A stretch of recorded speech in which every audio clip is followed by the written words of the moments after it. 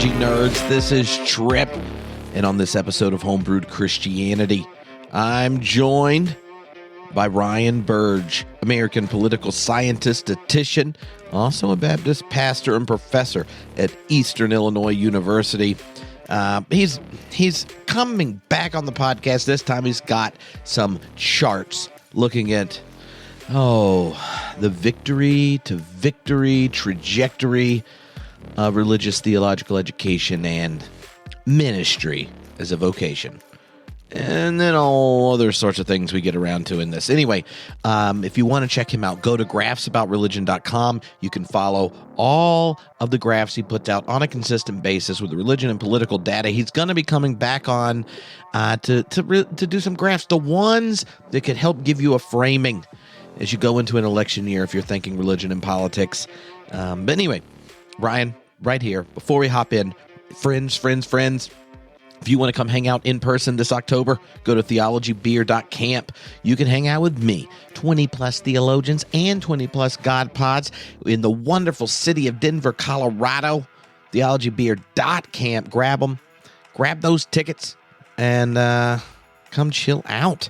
And if you want to hang out on the interwebs, then let me tell you about God After Deconstruction. Thomas Jay Oord, open and relational theologian, and I have put together a video series, 10 videos around 30 to 35 minutes-ish on 10 different topics that people are in faith transition about, deconstructing about, and they're there for you to engage, use individually, or use in a group and facilitate and such. If you go to godafterdeconstruction.com, you can grab those videos, donate anything you want, and then this April, we're going to have a series of live streams with everyone that's signed up to tackle questions, unpack, dig deeper, and nerd out together. So if you want to come hang out with me, Tom Oord, have access to the video series, join the live streams, go to godafterdeconstruction.com, and come nerd out with us. Anyway, here we go. Ryan Burge, we got graphs, and if you can't see them because this is a podcast, then go to the YouTube page where you can see the graphs. The linky link to the YouTube is in the post for this very episode. All right, enjoy. Except this is victory to victory. What a great title, Trip. You are a creative genius. Charts on the future of Christian education and ministerial formation. Thriving. That's what's going on. Well, thank you, all of you that are joining live, those of you listening later. This is a rather fun occasion in which Ryan and I talk about his graphs. He makes graphs professionally. And like any, humanities PhD that has free time, you have thoughts about other people's work that normally you just get to share on the internet, like on Twitter, but I just lure Ryan in with friendship and then make my comments about his work publicly while we talk. Trip, you're my favorite, but I don't do podcasts many anymore, buddy. You're one of the very few. I want you to know that. I turn down requests left and right because I want to save up for Trip Fuller. That's what I'm talking about. Well, good. I want you to save up, so your in-person love too, so you can come hang out at beer camp. We got to talk about that later because I can't. I don't know, man. I travel too much the way it is, and I can't miss that much class because I feel like my students are like, "What am I paying for? This dummy's gone all the time." Well, have you considered a field trip? Let's all go to theology. My presidency class. Let's all go to Denver. Denver is in Denver. Yeah. It's been like 6 years since we've done beer camp in the Mile High City, and should be. How do you decide the location? What's the rationale there? Well, now you as someone that looks at the religious data on a regular basis, think of this Venn diagram we need. Mm-hmm. One, like, what's the Venn diagram of churches that let you day drink in them? Yeah. Now, cities with an airport, so that when I fly 20 different theologians and a bunch of podcasters all come hang out, that I'm not, losing all my money. And then a congregation that's not just going to let you day drink, but is open and affirming and not going to tell me what we can and can't say, that kind of thing. Then say, well, how many of them hold 500 people, have space for multiple stages, and the technology needed to run a multi-stage event? Like, that's the Venn diagrams. How many churches in America fit that criteria? Like 5? I don't know, but if you are on staff or a member at one next to an airport where 500 people could day drink next year in October, then you can let me know, because we could be friends. And you get to join. You could go to beer can without leaving your hometown. Yeah. Like, you don't have to leave your hometown. You just have a lot of planning and work to do before we get there. But then you don't have to leave anywhere. So it's all worth it. See? Yeah. So it's kind of like it's like a little quest each year. As more people come, then the number of churches that fit the Venn diagram that can hold that many goes down. Because where was that last year? Springfield, Missouri. And there's not a big airport there. No, that's why one of the reasons we wanted a bigger airport, because when you sell an event out with 450 people and you only make $54 because you bought a lot of plane tickets, it really makes you think, man, I should have done it somewhere there's cheaper airport. Trip, I like how you're learning as you go. I can appreciate that. Okay, buddy. Like, it's just you're building the plane as it took off. That's what you did. Yeah. That's good. Yeah, that's how I go. Like, nowhere in seminary or a PhD program did anyone explain like spreadsheets and budgets and planning. I'm just like, we're gonna do it. Come on. You know what Noah explained to me? You should open a Substack, dummy, because there's a lot of people who want to read your stuff and they'll pay for it. And you've been publishing behind paywalls anyway for years, and you don't get paid anything for that. For your peer-reviewed article? Yeah. Because those make me... Oh, I'll tell you a funny story. So I got an email that said my journal article's trending. I was like, oh, crap, that's cool, right? So I go click through, go to the old website. The Review of Religion Research is what this journal was. Mm-hmm. And it had a little metrics tab. Click the metrics tab. Shows me how many lifetime views this piece has gotten. You want to guess, Trip? We'll get 373. 44. Oh, trending. Trending. And I was like, wow, my Substack does a little bit better than that. So, like, it's like that was like a moment where then crystallized in my head, like, why did I write this stuff for so long that like no one read any of it? So, but they footnoted it. Yeah. Thank you. Yeah. Look, see, Evans, he always pops up when we're hanging out, and he likes to use the comments, and he's suggesting Orlando. I love Florida, and October is a great time to go to Florida. I'm actually doing a speaking gig in Orlando in October, I think. Well, then you, Evan, you should go to graphsaboutreligion.com so you can figure out where he's going to be. I don't post that though, because one of it's not like a public thing. I don't know. I got to be weird about that kind of stuff now. Yeah, you don't want people following you. Hey, Tim.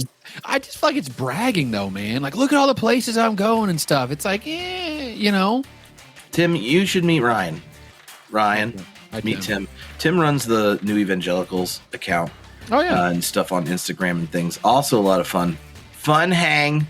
Anyway, I'm going to throw up some graphs. Let's do it, man. What's the framing device we need to go in here? You do the data and the collections and the things. Mm-hmm. I got a side of hot takes. Don't know what they're going to be yet, but I lean into the spirit.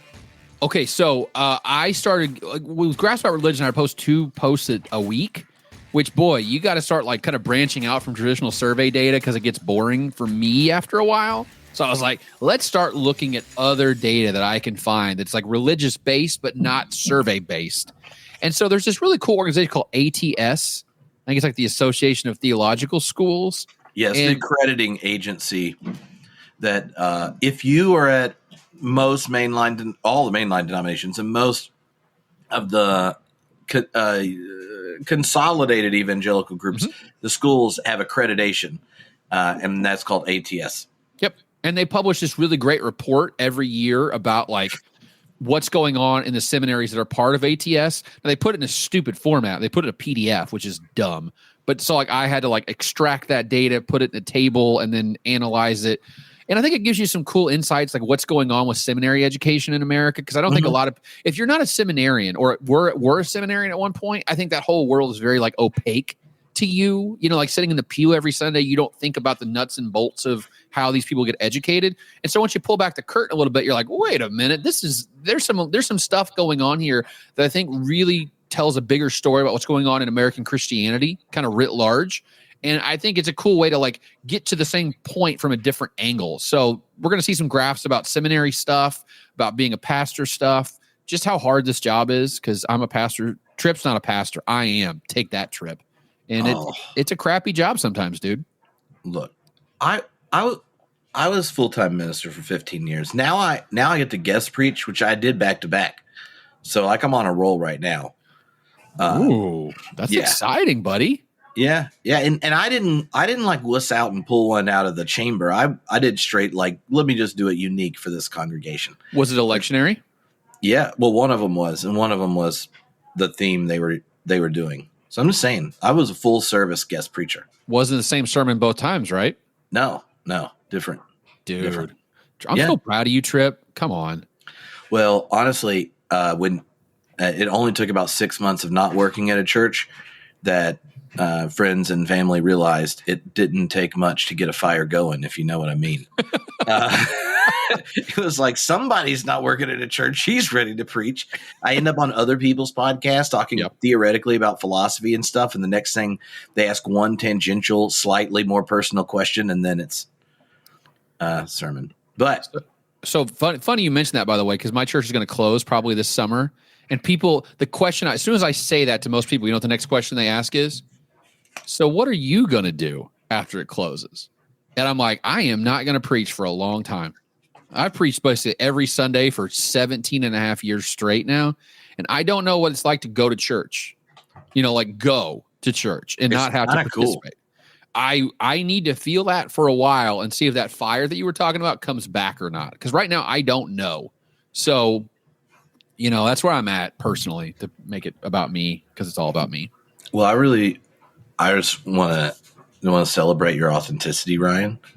Thank you. But what are we looking at on this chart right here? We are looking at the 25 largest seminaries in the United States by FTE. Trip, do you know what FTE stands for? Fun to explore.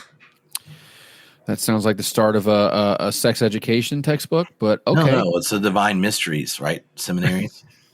It is full-time equivalent. That's what that means. Okay. So like 2 half-time students equals 1 FTE. Makes any sense.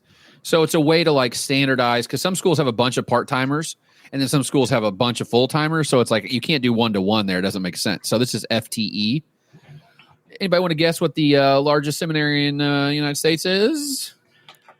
It's a very big one. It's at the top. I'm going to guess it's disturbing. Yeah, it's Liberty University. Yeah.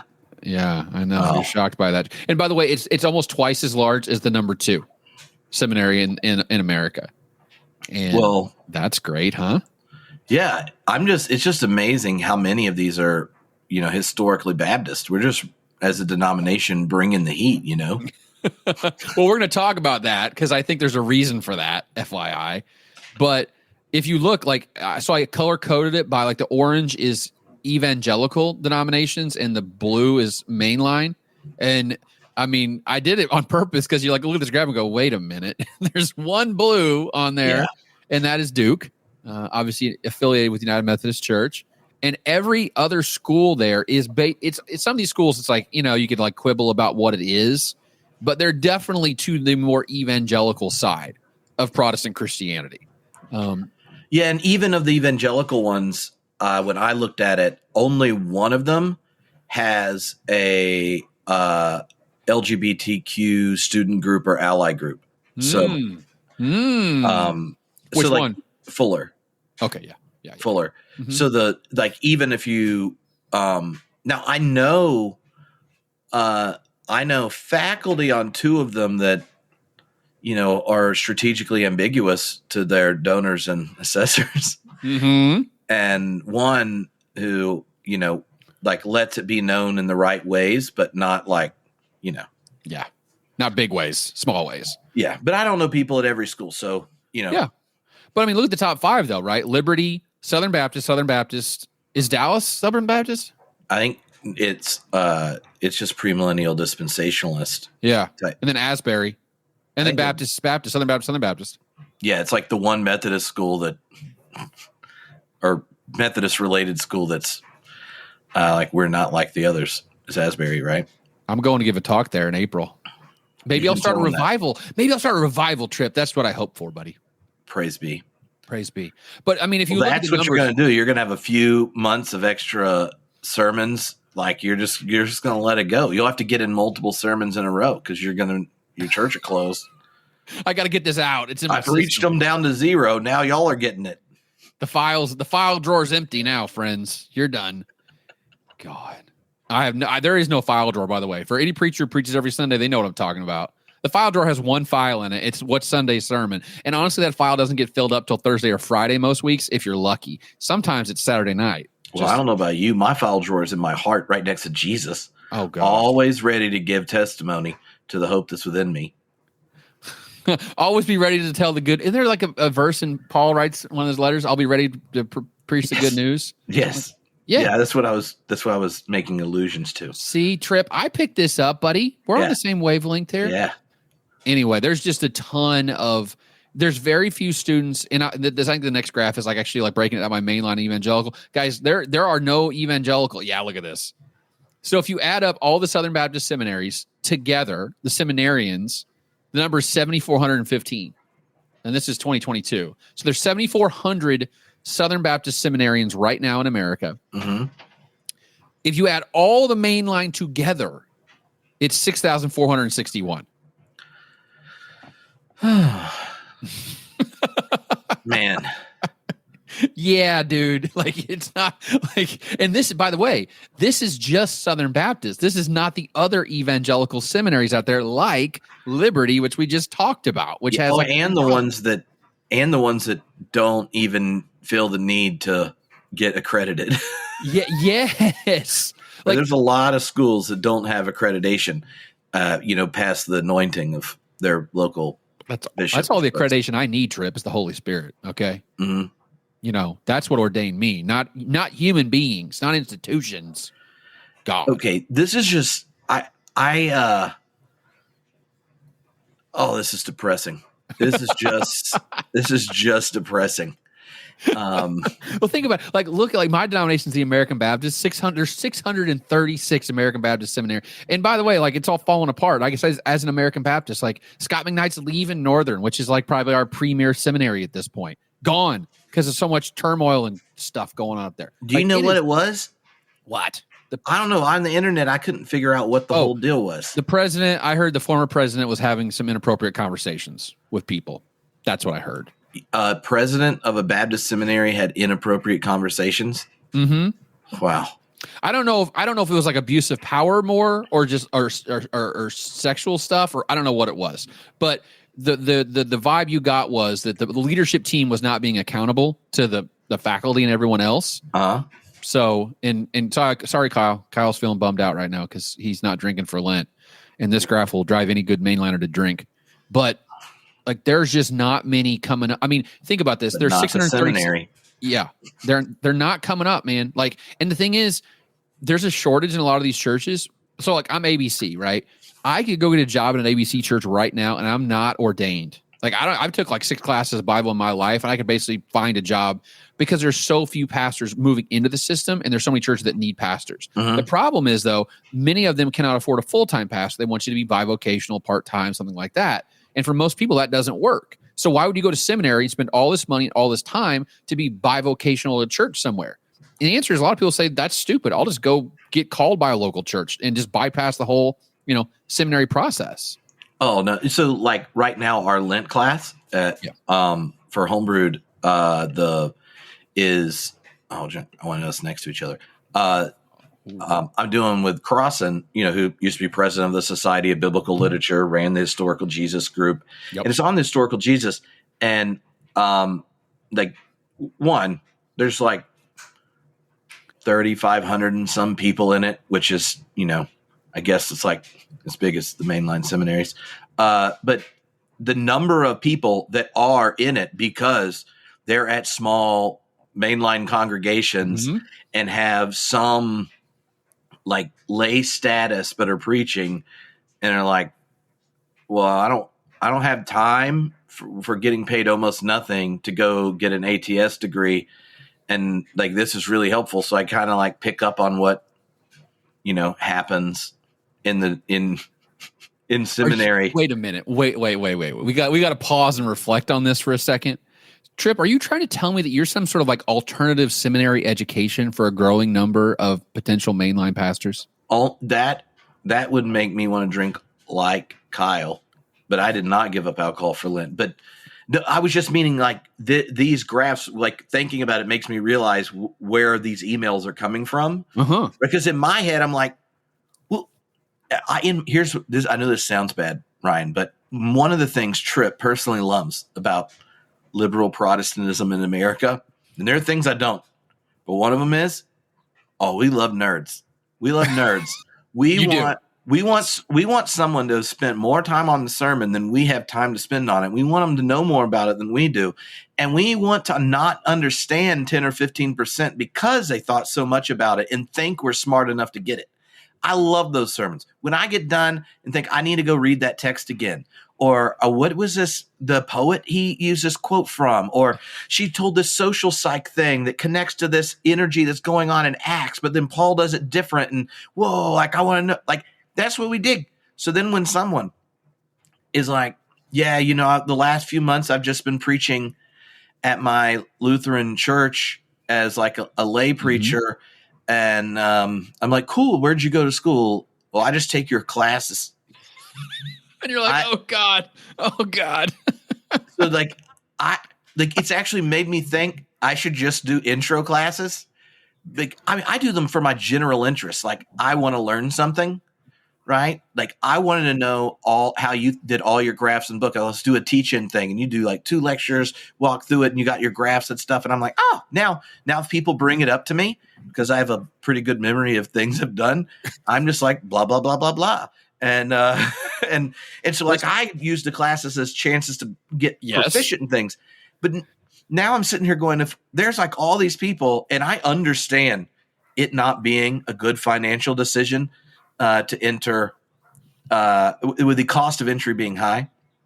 Now I'm like, man, I should just do an intro to theology class, an intro to the Bible class, intro to church history class, because I think it's awesome to have getting to know the whole tradition is a complete joy and excitement, and I just dig it.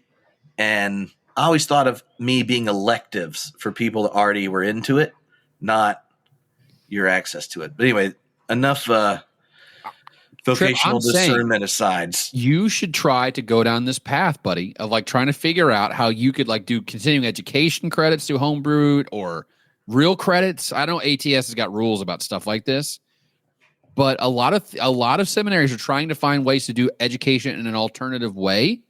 This is a real possibility. I mean, you got to figure out the grading part, obviously, which would not be fun. No. But I'm just saying, like, this might be a way forward to do religious education in a way that makes sense in the changing landscape where it doesn't cost $30,000 a year, one of the cool things, I just started as visiting professor at Luther Seminary.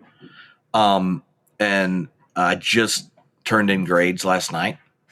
So if you ever got done with a class, I've never given so many A's before. And I had to go check myself because I usually get told, Trip, we should be honest. There's a thing called grade inflation, and you're not operating by it. Mm-hmm. And I was worried I gave too many good grades. Mm-hmm. And these were amazing. In this class, only one person was younger than me. They're mostly, second career, gonna like call to ministry. You might have like teenagers or older. And I'm talking like there's just theology and culture stuff. They had to like read Tillich and Caputo and Mary Daly and Cone, and then like do cultural analysis and do these. These are spectacular papers. There's a couple of them that I like. With a few pages in, I was stopped grading and just enjoyed it. And so I now have higher expectations for people coming out of undergrad, because all I got to say is these Gen X people going back to be clergy, I want them to be my part-time preacher because they were good. I mean, like, it reminds me of what happens when you don't have to explain people what grammar is in graduate school. Where you're like, have you considered at least a Grammarly subscription? Get you a ChatGPT. That'll help you out. Don't worry about that. $20. Yeah. Come on. Oh, and yeah, Karen, that's what I'm talking about. Pass fail. I'm with Karen. I'm with Karen on this. I wish I could do all my grad classes pass fail. We actually cannot. It's like a rule at our university. But I'll tell you what, Tripp, it's a weird feeling when you're teaching an undergrad and you're pretty darn convinced that they're smarter than you are. Or at least at their age, they were definitely smarter than you were at that age.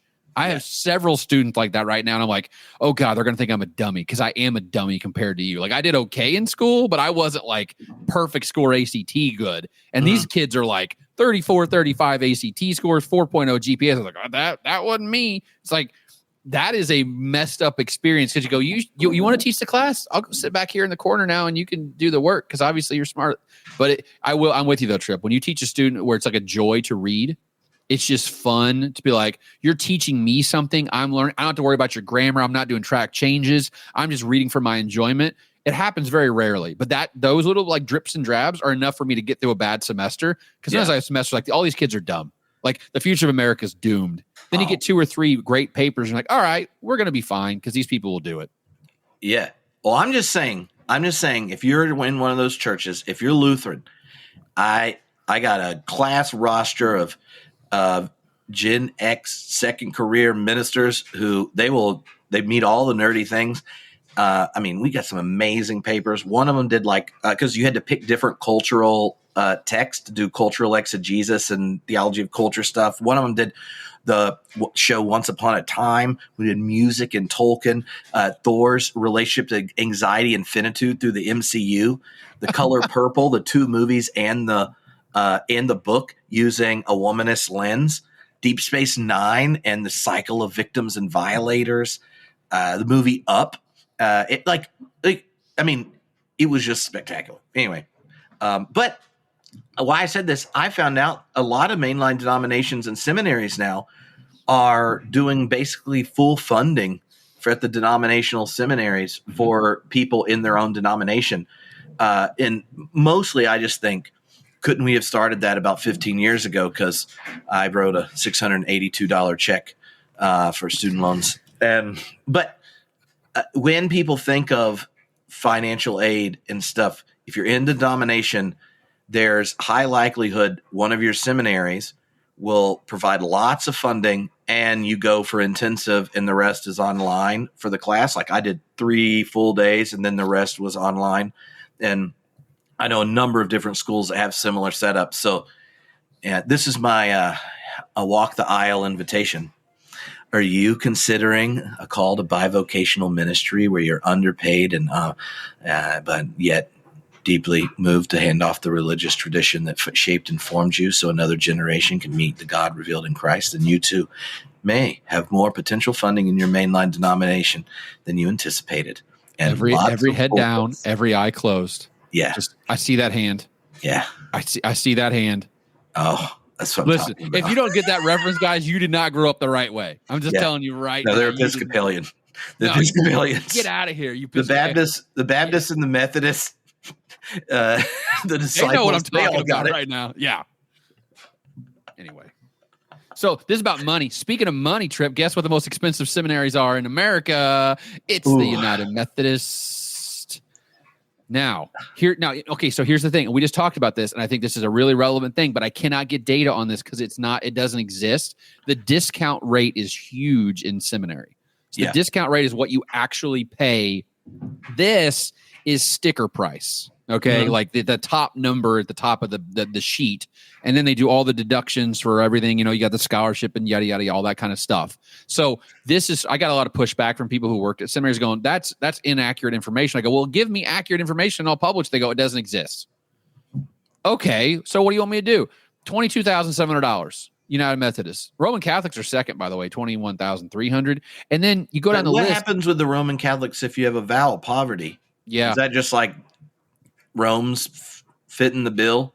Yes, basically. Yes. I posted that and I go, would someone fill me in on what happens? And a couple priests did email me and say, yeah, I didn't have any student loan debt, but I also, I had to take a vow of poverty. I never really going to have a high income. It's sort of like a trade-off thing. You give us your life and we give you free education and all that Poverty stuff. and chastity for learning Greek. Well, Tripp, would you take those vows to get rid of your $682 student loan payment? Oh, no. Well, here's a question. Will they also take care of potential student loan payments for my children and grandchildren? Because I don't think so, Tripp. yeah. So, right. But look at the bottom though. Like Southern Baptists, right? Remember we showed you how many Southern Baptists are in seminary right now, over 7,000. They are one of the cheapest seminaries as a denomination in America. The average tuition is $8,223.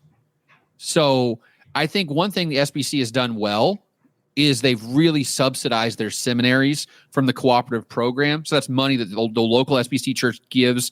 It goes through the state associations and goes up to the national.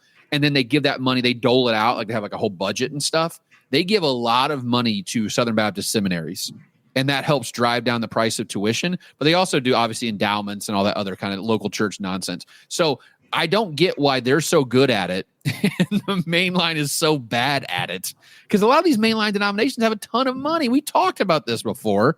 Why would you not plow almost like a huge chunk of it? You would say to anyone who wants to serve my denomination for 5 years, your student loans will be forgiven after 5 years. Why not do that? Well, what if you're really worried about the organ endowment? I've been to a number of churches recently where the organ has its own endowment. Also, I think one of the big fears is, and I've only heard it said a few times, but then when it did, the looks made me go, "Oh, that might be a thing." Is the fear on retirement funding with the decreasing churches and then giving back to the denominations for funding retirement plans? How many more full-time clergy that get into retirement plans, healthcare plans, and stuff are you going to do? Mm-hmm. The number of denominations who, once Obamacare came in and your state got the Medicaid expansion, moved clergy off of their, nationally leveraged plan into the state subsidized ones is pretty significant.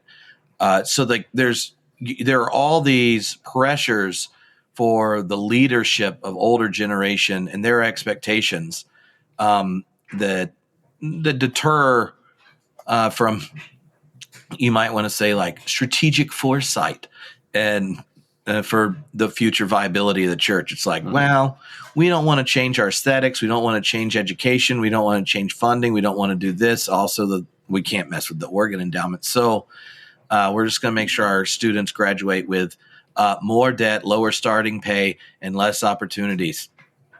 What a great combination, Tripp. Why would we not want to do that, buddy? I mean, come on. Yeah, what a thriving situation. Yeah. Kyle's right, though. The sticker price is because a lot of students will just casually look it up one day and go, nope, I ain't doing $23,000 a year. That's stupid. Yeah. And what's funny is, Homebrewed has done advertisements, all sorts of things for different seminaries and div schools. And there are ones that I know just from talking about it. They're no one that gets in pays more than half of the tuition. And if you're in our denomination, you won't pay more than 5%. And if you're from these regions or whatever, there's all this other stuff on. It's like, I'm like, why would you not lead with this? Mm-hmm. Because the banner image should be the average students like they actually pay out of pocket is X amount of dollars last year. Yeah. Put that out there. If it's $1,000, say the average student pays $1,000 in tuition every year. Don't forget the sticker price. Just that's nonsense. Don't even look at that. Look at what actual student loan debt is, and people are going to go, okay, I can hack that. Like, that's the problem. Is a lot of people will casually look for careers and immediately find a reason to not go down that road. And sticker price is a great reason to go, I'm turning the car around and going the other direction. So, by the way, speaking of the endowment thing, the retirement thing, there's several mainline denominations. I've looked at data on this last couple of weeks. They have more retired pastors than they have active pastors now. Are you serious? Oh, yeah. PCUSA is one. I know for a fact. I looked it up. And I think the Episcopalians are in the same boat. Like 52% of their clergy now are retired. I don't know how that works. Like, you can't, as a society, if Social Security worked that way, we'd be screwed. The money'd run out. So, that's a problem for a long time going, right? Because those guys are going to live a long time. Typically ministers have a longer lifespan than maybe they should force them on the Medicaid Advantage to really. By the way, ABC USA at one point did have a healthcare plan before Obamacare came in. You had to get $50 to the retirement account, then you could have access to pay premiums into the national plan. And then when Obamacare came around, you know what they did?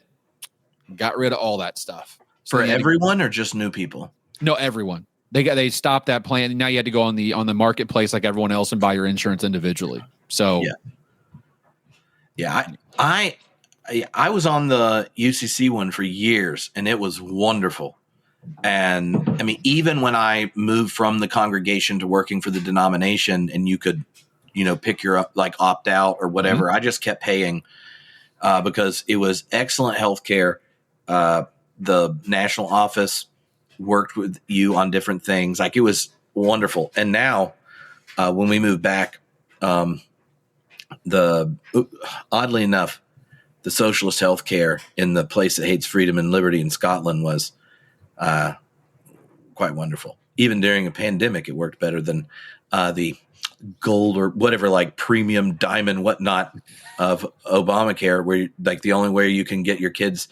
I'm like, how am I paying $1,500 a month for the nicest version, and I have to drive 40 minutes to get to a pediatrician?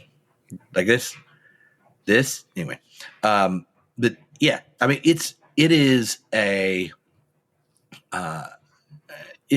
the idea that you would want the people that you're paying to show up on everyone's worst day in hospitals and bad news to now be in a situation where they have to spend 6 hours a month on the phone to figure out how to get their family to do something or actually get them to pay for something and things. It's really ridiculous. And here's an adjacent topic to that is people who go teach at Christian colleges, even good ones like Wheaton and Calvin, the money ones are the ones, those professors make peanuts compared to what they would make at another school. Even a private non-Christian school or a public. I went back to Greenville and talked to several of my professors. My first year tenure track salary EIU was almost exactly the same they were making 25 years in at their university. It is, I mean, you're talking full professors been there for 25 years making $70,000 a year with PhDs in publications. That is not acceptable.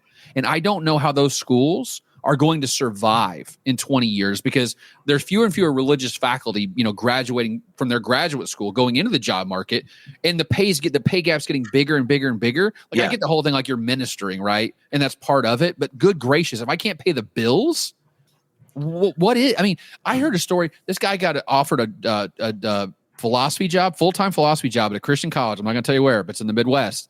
This is 2011. His opening salary offer was $36,000. He negotiated up to 41, and this is in 2011 or 2012. $41,000, full-time faculty with a PhD teaching philosophy at a 4-year institution making $41,000 a year. That ain't going to work. No. Nope. So nope. I have a couple friends that I went to school with that are entry stage at schools, and public school teachers in their neighborhood make more than they do as tenure track faculty at Christian schools. I wrote a post about this. We're going to clergy pay. Teachers used to do, teachers used to do really good. And the thing is, like, the benefits we got to talk about too. Like, it's a whole package of things with being a pastor too. It's hard to calculate how much pastors make. We'll get there at the end, but it's a fun conversation. What do we got? All right. Yeah. Okay. This is a good one. So what I did was I took the change in the number of seminary students between 2002 and 2021. So like a 20-year period of time. That's what the blue bars are. And then the red bars are the change in members in those denominations. So what I was trying to figure out was, are some denominations, overproducing seminary graduates compared to their population, right? So they're at too many clergy, not enough people, or there's another situation where you got too many people, not enough clergy, okay? And what you see is there's some denominate, like for instance, the Disciples of Christ lost 63% of their members, but their seminarians are down 53%. So that's pretty good, right? They're tracking together. They're not producing Disciples of Christ pastors. Presbyterian Church USA is doing well on that. Both are going down. United Methodists are both going down. UCC Trip, your people, members drop 40%, seminarians drop 42%. So they're tracking together. That's kind of what you want. But then you see weird ones, okay? So for instance, the Episcopalians have lost a third of their members, but half their seminarians, which I think is really weird. Like, why would it drop that much? But look at two things. The two evangelical groups on here, Southern Baptists are in the bottom left. Their membership has dropped 16% over the last 20 years, while their seminarians have increased 14% during that same time period. So members going down, seminarians going up. The Assemblies is the only one on this list where the members are growing faster than the seminarians. Their membership grew 21%, and their seminarians only grew 10%. So they're actually not producing enough pastors to match the growth, at the pew level. Wow.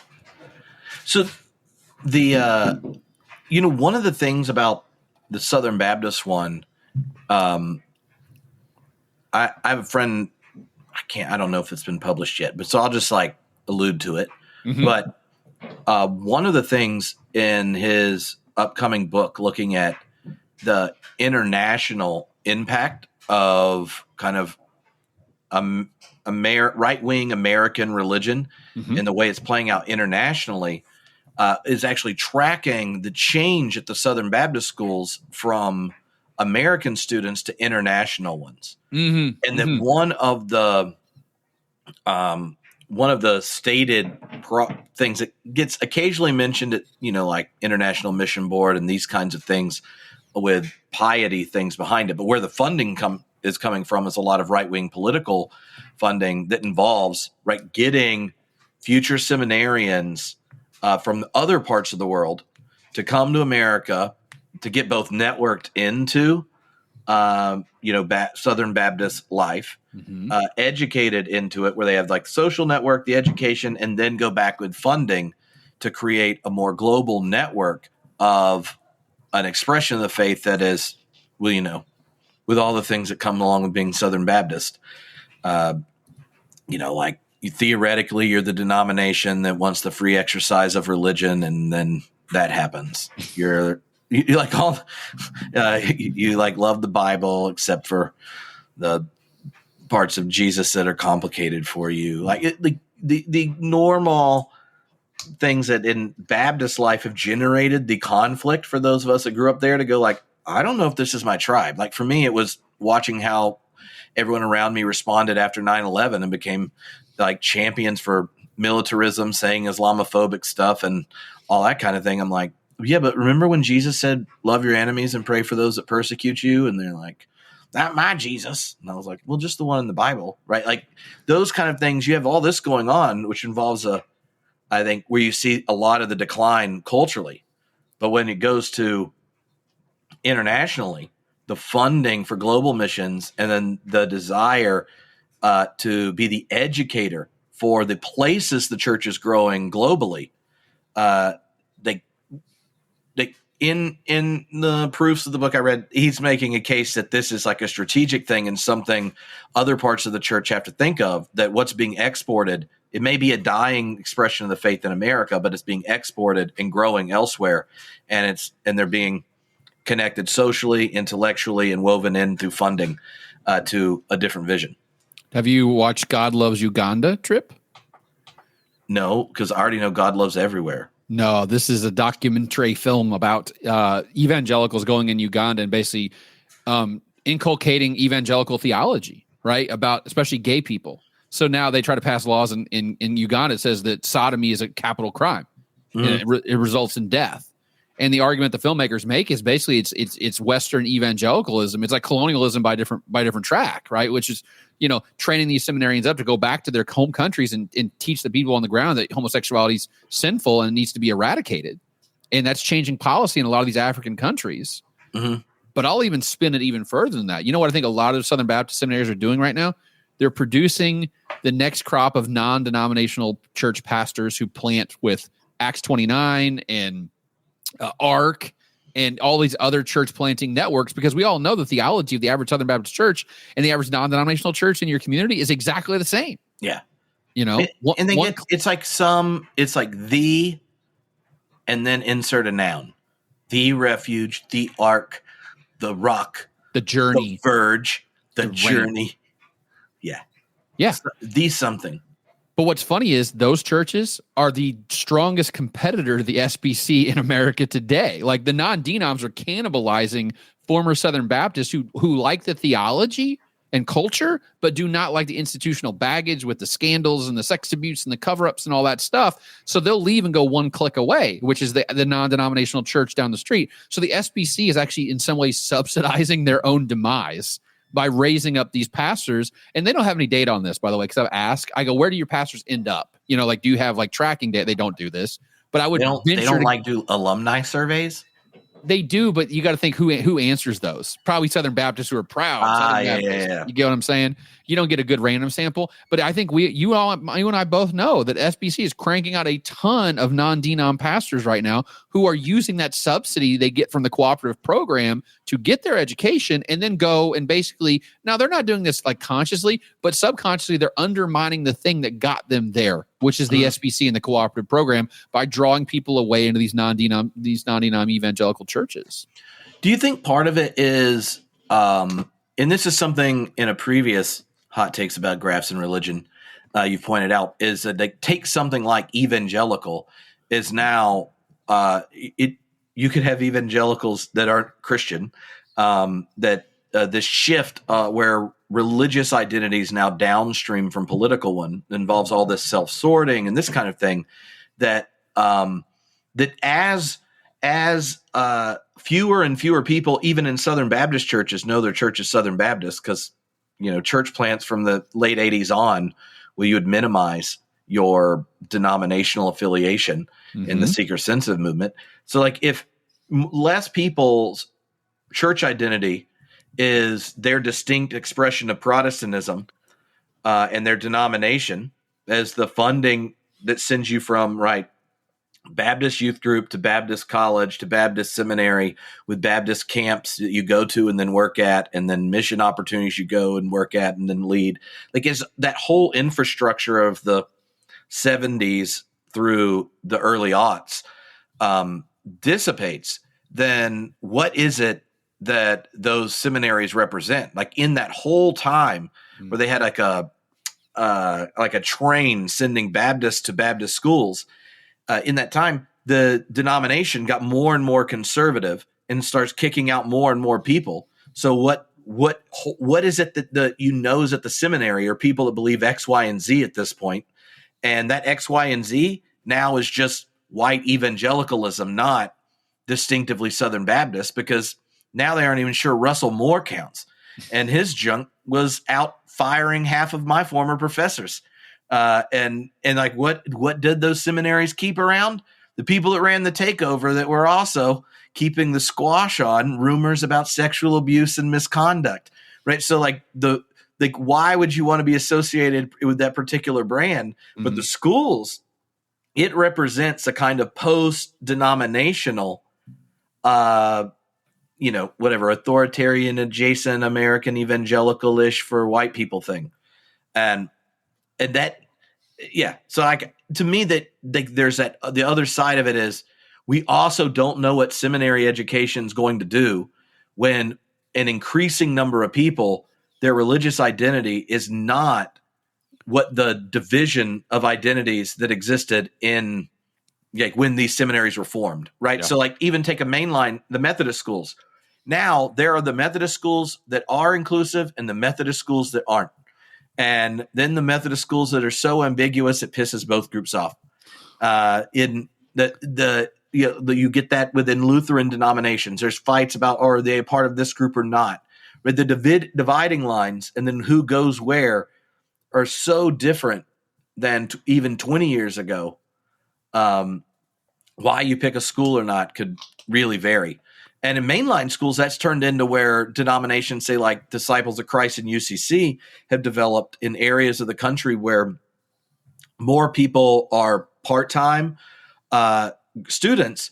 Like at Claremont, which is a Methodist school where I was for my PhD, there's a group called the Disciples Seminary Foundation, which provides the denomination-specific elements in education for Disciples of Christ and UCC, does the networking and stuff for students, arranges the kind of internships and stuff, and distributes the financial aid that's denomination-specific so that part-time students and local clergy and things can have access to a seminary. But why did they pick why do the ones that go to the Disciples Seminary Foundation and go to Claremont pick there versus the ones that go to Disciples Seminary Foundation and go to Fuller?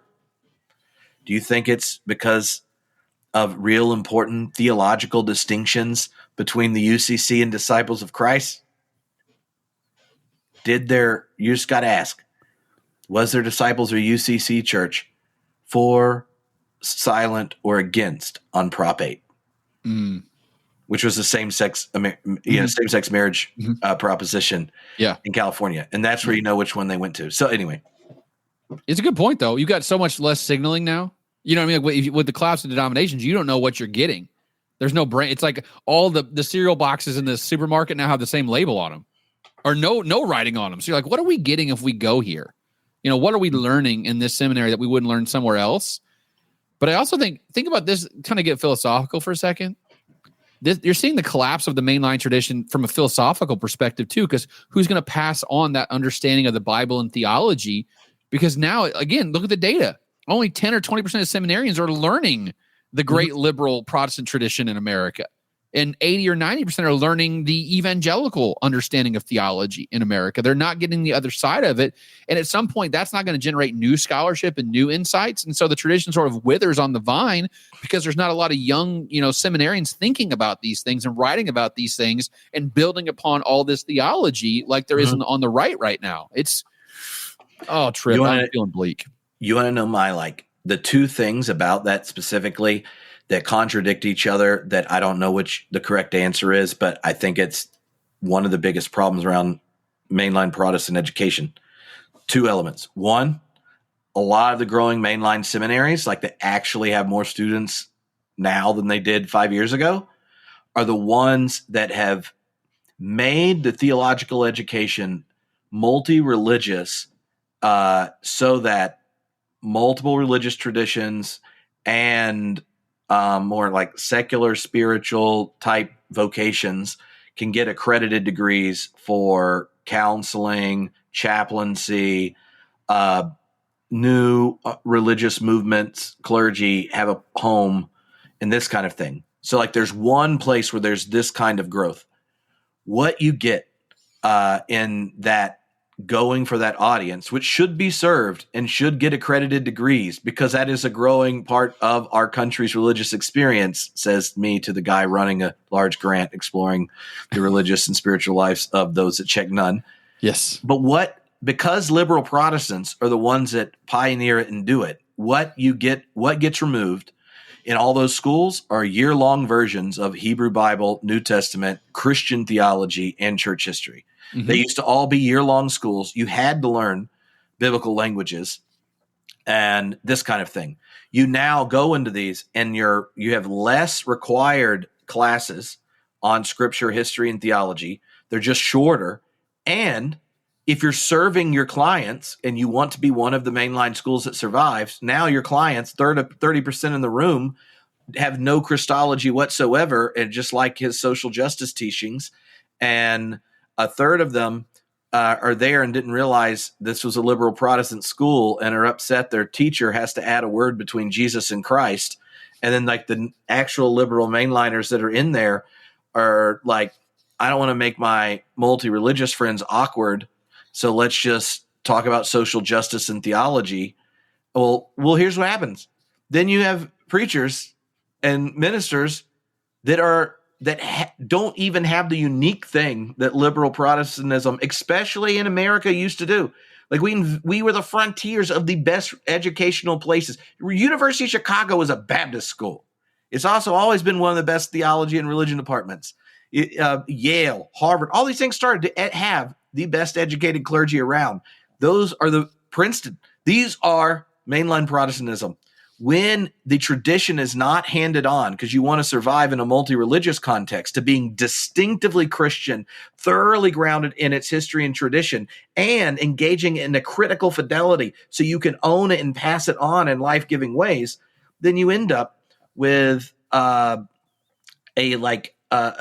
problem that a tradition centered on like intellectual rigor, often to its deficit of its piety, isn't even doing that in a distinctively Christian way. So what is it you're training people to do?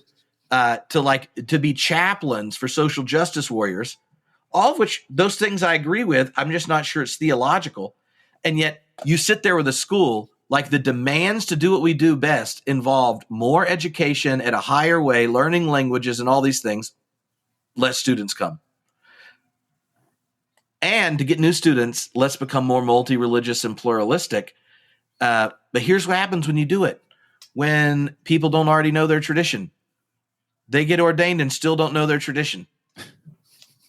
Anyway, I have no idea what to do about it, because I think we should have theological education in a multi-religious context and invite people that don't have traditional wisdom traditions they're at home in to be a part of the spiritual landscape of America and steward the sacred in different ways and be exploring that space for people that don't have a home in those spaces for good and dumb reasons. Like there's all sorts of stories that are connected to it.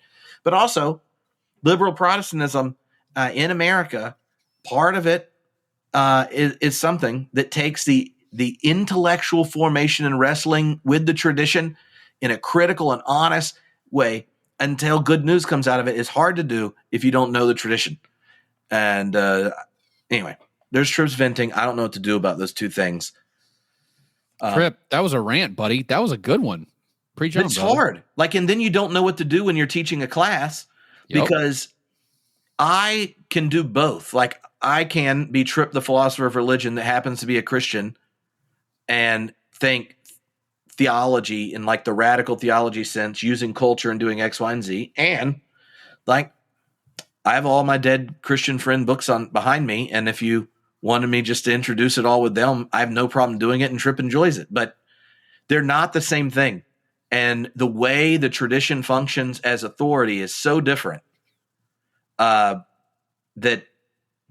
I don't know what to do with it. There's no way out, though. That's the problem. There's no way out, because you got to think, what does an average mainline pastor want from a seminary, right? Do they want to read? That they can pay off their student loans? No. Exactly. Do they want to read Derrida? Do they want to read Foucault? You know, like, what do they want? I think a lot of seminarians go to seminary to learn like the nuts and bolts of being a pastor, not necessarily the high. So I think almost in seminary education, there's a bifurcation, right? There's actually, this is in political science too, by the way, because there's political science and there's public administration. And PA is very like practical, HR, budgeting, you know, city management, nonprofit leadership, things like that. Then there's like PA, which is like realism and institutionalism and like all these high level theoretical stuff. And the students that we get, you know what they want? The PA stuff, because it goes right into a job that pays well with some stability. What do we want to teach? The political science stuff, because we like that high level theoretical discussion about things. I think the same thing is going on in seminaries, right? Where a lot of people coming to seminary just want the training, the on the job practical training to go get a job as a pastor.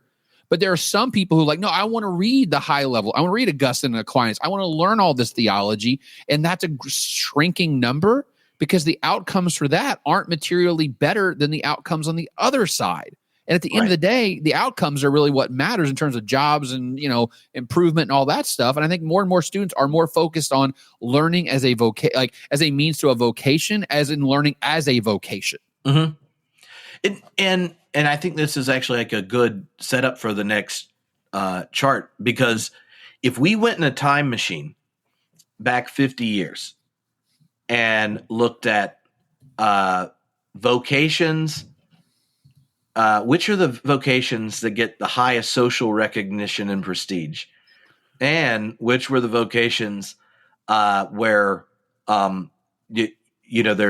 there's compensation correlated to the amount of investment in it. The social prestige and financial outcome of clergy, especially in mainline traditions where you're asking more intellectually from education for jobs, are very, very different. I can't remember who, one of these things, where you're one of the speakers and the other people are like way more practical, but they're like, he's going to talk about culture and religion and stuff. Yeah. And I think it was at a Methodist one where I did it, but they charted where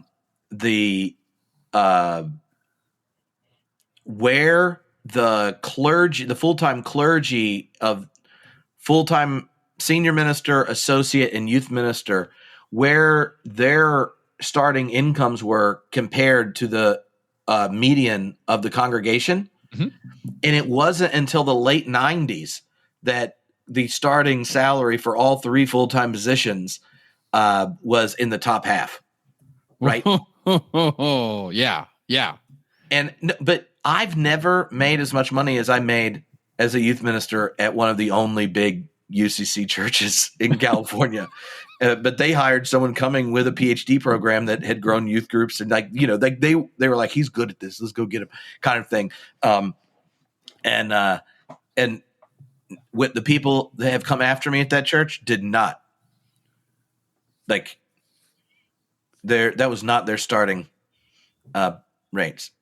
And the thing is, you won't get rich as a pastor. You won't even do well as a pastor. Like in most of these churches now, if your total compensation package is $65,000, oh yeah, this is so. Trip, do you know what the average salary of a clergy member in the United States in 2022 was?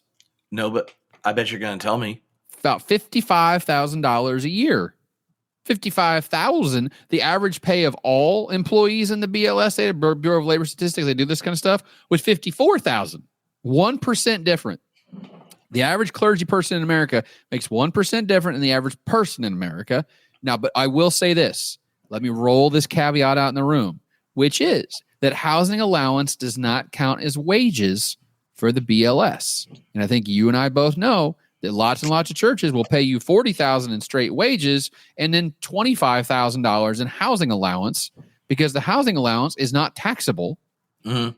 So you're basically making more than $65,000 because your taxable, your percent that's taxable goes down. So you're actually making more because of that. So that it's hard to really calculate how much pastors make, because so many churches are using, and some people would say exploiting, the housing allowance exemption to basically take half the pay and divert it into a non-taxable account.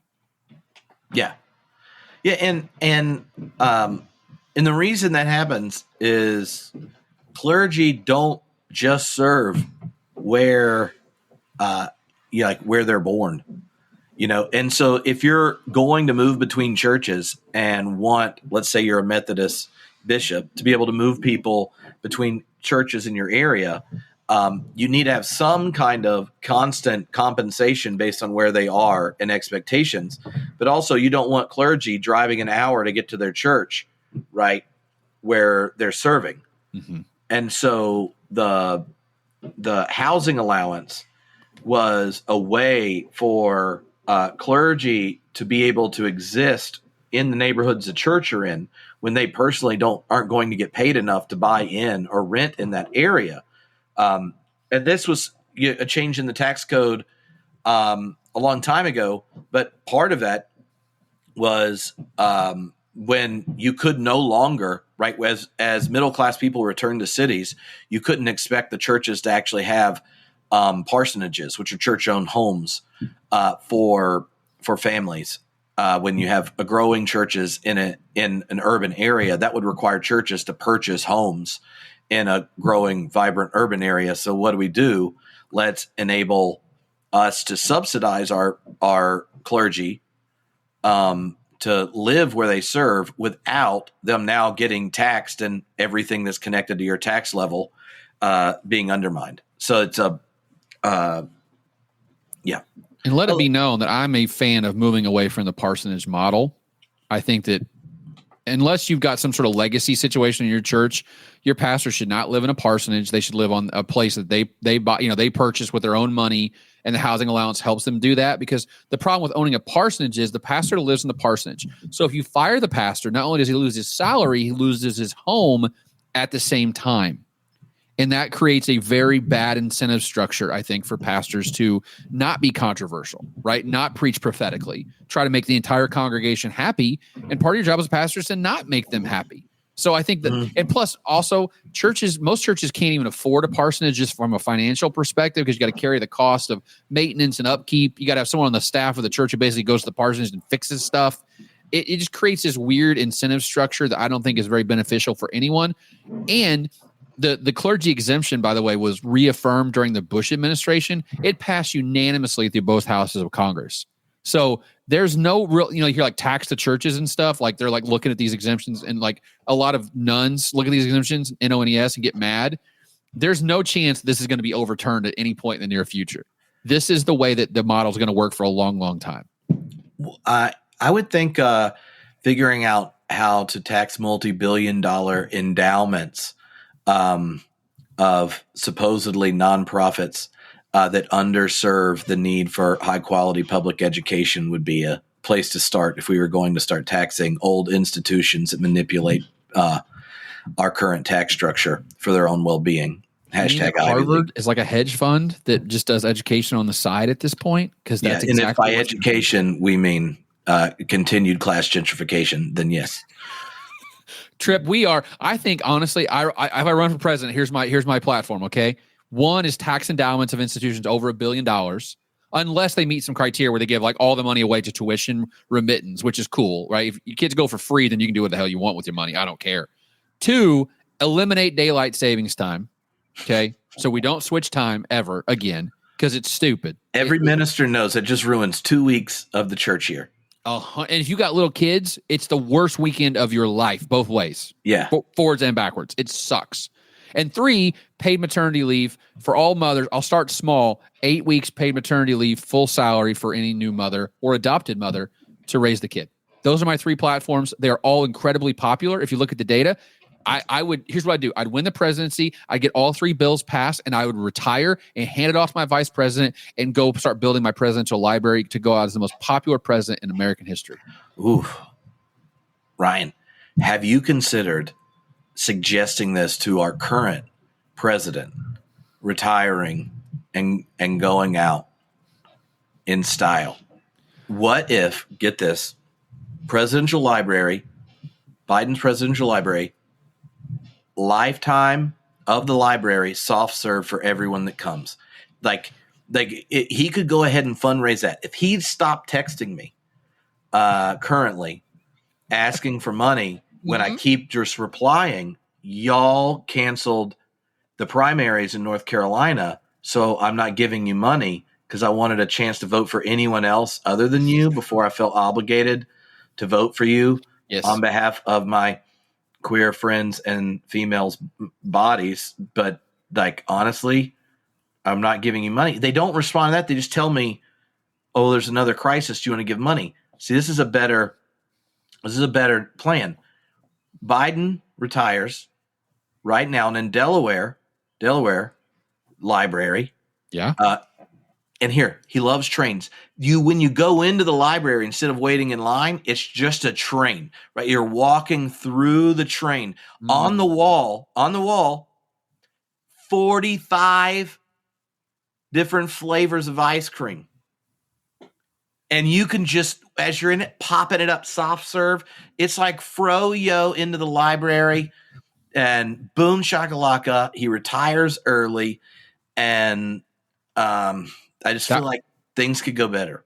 This trip, I do like the idea that his presidential library has free ice cream, because those libraries are kind of sucky. If you're a younger kid, they're not that exciting, you know.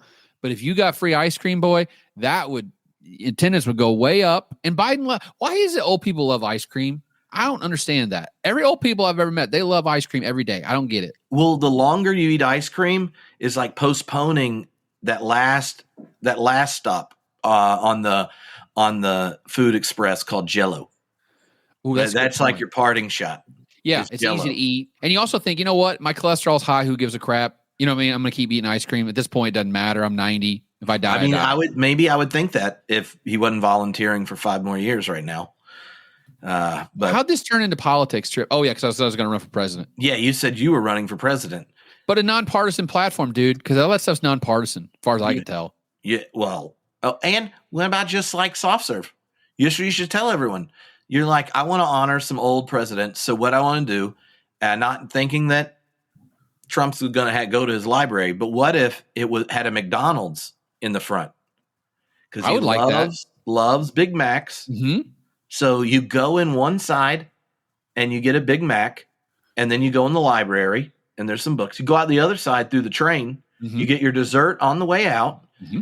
And in the middle, there's just a kind of a reintroduction of the genius of a democratic experiment where it's kind of like a history lesson of here's what happens when not enough people realize what humans do without nonviolent democratic mediation and let their most prehistoric urges be antagonized through all sorts of different mediums, and that their neighbor is now inscripted in demonic script, and it ultimately leads to the whole collection of all the strings of power being pulled by a military-industrial complex that enjoys the undermining of democracy. So you give them a good old Mickey D's on the entry. Maybe you have an impossible version, right? We're all inclusive. Okay. And then on the way out, you got dairy and non-dairy froyo available. And if the kids, you know how they give those quizzes at libraries? Yes. Where I'll go find this and these kinds of things. Yes. So in it, you go through it, and Biden and Trump holograms are teaching you these important moments where the democratic experiment went through difficult times, mm-hmm. and we had to learn and grow, like that the all men created equal thing was a promissory note and all these kinds of things. Like you go through it and you fill out your little thingy. For every one of these moments, democracy learned a lesson. You get to add an extra topping on your froyo when you leave. And if it represents an ability to recognize a gift each party brought, then you get McDonald's fries to dip in your froyo with extra toppings. Boom shakalaka. Now every fifth grader's favorite presidential tag team library. You bring up an interesting question here, Trip. Where is Trump going to build his library? It's actually in a folder in a bathroom in Mar-a-Lago. There needs to be that bathroom in the presidential library, like a total with boxes in it. You know what I'm saying? Yeah, perfect recreation. All 5 pieces of paper he read while president are in the library. It's got to be in Florida, right? He's not going to build it in New York. No, he's not building in New York. I actually don't think he's going to be legally allowed to have businesses and things in New York, so he wouldn't be able to have him or his family on the board. Imagine, no, sir, you can't build a library here. Why? Permitting? Nah, you can't legally operate a business in this state. So, that's funny. That is funny. It's a funny question. By the way, I was waiting for Commie Trip to come out. It'd been an hour. No Commie Trip. There it was. Commie Trip came out. I appreciate that, buddy. Hey, look, the military-industrial complex is a problem for both parties, and you want to know what I was thinking? We'll see if this stays in the actual podcast version, Ryan. Okay. You're thoughtful. You think about how to present things. Okay. All right. Okay. So here's a question. So yesterday I was reading news, and over half the Democratic Party currently identifies what's happening in Israel-Palestine as a genocide. Okay. Okay? Well, if you think that, which obviously is half of the Democrats, and have the obnoxious insistence that you are subhuman should you vote for anyone other than Joe Biden, whether you vote for Trump or a third party, because democracy hangs in the balance. Those 50% think democracy hangs in the balance so much that you'd vote for someone who's funding and enabling genocide. That is more of a morally complex rolling over than a lot of Republicans did when they voted for Donald Trump at first. They're like, look, it's all about the Supreme Court. Well, they did. They got the Supreme Court. And they overturned Roe v. Wade. And I may not believe in their magical notion of souls and such, but at least they made compromises and got actual progress. And they did not vote for genocide. They were voting to end the genocide of abortion in their kind of magical notion of conception and life. But then half the Democratic Party is like, vote blue no matter who. And then also, but is it a genocide? Yeah. I can't imagine if it was reversed. Can you think of the obnoxious mainstream media if Donald Trump was president doing the exact same thing? What they would be telling their Republican neighbors who are like, yeah, but I couldn't vote for the other guy because they're just so horrible. So, but you're like, but it's genocide, right? Yeah. I mean, it's not ideal. He's going to talk them down after 20,000 more Palestinians die and some kids starve to death, but he's working on it. Look at him with the froyo right before he was on TV. He's got a first TikTok. He's connecting with the millennials. Like, I can't figure out the way of asking this question, because to me, I don't understand the ability to be on a moral high horse and have just lectured your neighbors in a different political party for bracketing their deep, long-held public convictions about policy and character. And if you're the 50% that was just like, genocide, yeah, vote blue no matter who, obviously. What does that say about what's going on? I don't think a lot of voters, to put my political science hat on for a second, Roe is a different ballgame than Gaza. Because Gaza's over there and Roe is right here. That makes any sense? Like, I don't think the average American, even the average Democrat, Gaza is not top of mind for the vast, vast, vast majority of them.